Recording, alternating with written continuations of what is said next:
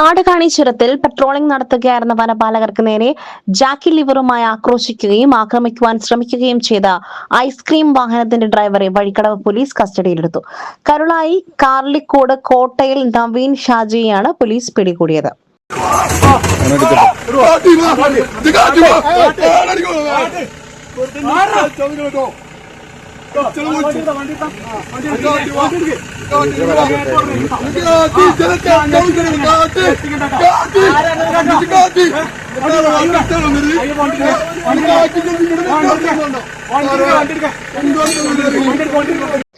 നാടുകാണി ചുരത്തിൽ അനധികൃതമായി ഐസ്ക്രീം കച്ചവടം നടത്തുന്നവർ വനത്തിലേക്കും റോഡിലേക്കും മാലിന്യങ്ങൾ തള്ളുന്നത് വലിയ പാരിസ്ഥിതിക പ്രശ്നങ്ങൾ ഉണ്ടാക്കിയിരുന്നു.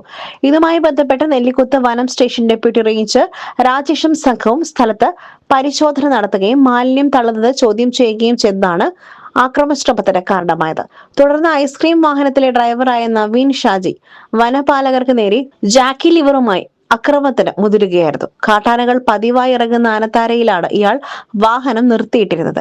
ഇത്തരം അനധികൃത പാർക്കിംഗ് കാരണം കാട്ടാനകൾ വഴിമാറി റോഡിലേക്ക് ഇറങ്ങുവാൻ സാധ്യതയുണ്ടെന്ന് വനപാലകർ പറയുന്നു.